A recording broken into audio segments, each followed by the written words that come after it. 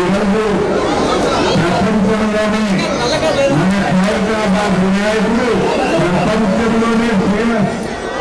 ఒకప్పుడు లాల్ బాగ్ లో వినాయక చవితి అంటే ముంబైలోని లాల్ బాగ్ గుర్తొచ్చేది.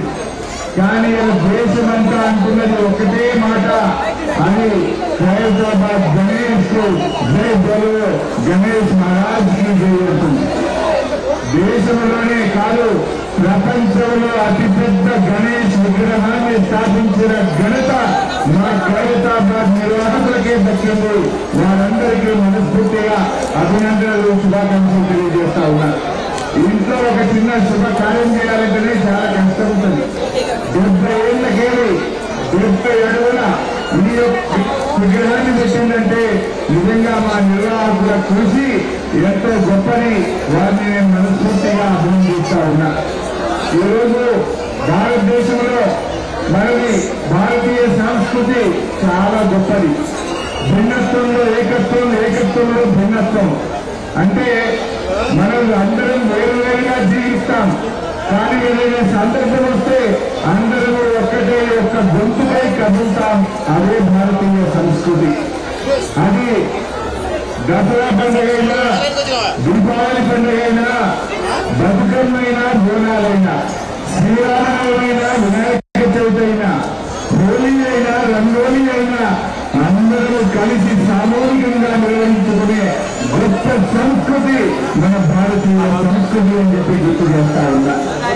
ఈ సంస్కృతిని, భిన్నత్వంలో ఏకత్వాన్ని కలిగే ఈ సంస్కృతిని ముందు ముందు రాబోయే తరాలకు మనం దీన్ని కంటిన్యూ చేయాల్సినటువంటి బాధ్యత కూడా మనందరి మీద కూడా ఉంది అని మనం చేస్తా ఉన్నాం.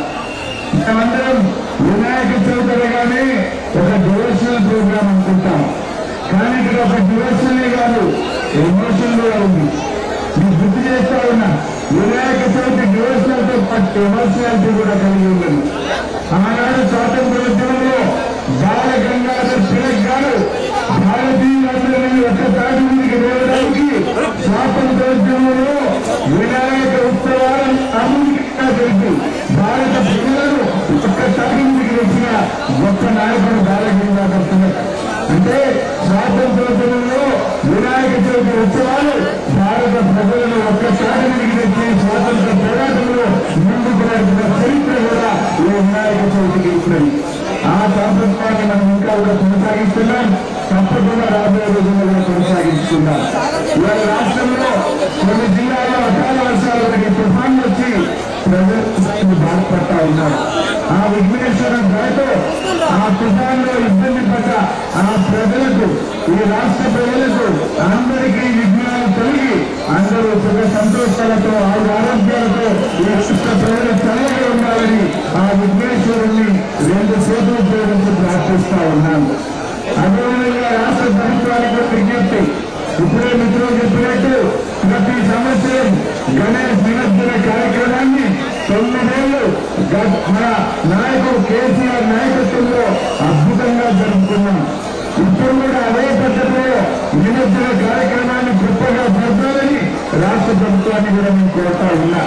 ఎవరి నమస్కారాల్లో దెబ్బతినకుండా 9 ఏళ్లు కేసీఆర్ గారు చెప్పారు, ఇప్పుడు కూడా నిమజ్జన కార్యక్రమాన్ని అద్భుతంగా జరపాలని చెప్పి నేను రాష్ట్ర ప్రభుత్వాన్ని కోరుతూ ఆ విఘ్నేశ్వర చల్లటి జీవులు మనందరి మీద ఉండాలని ప్రార్థిస్తూ నమస్కారం. నిజంగా నాకు చాలా సంతోషంగా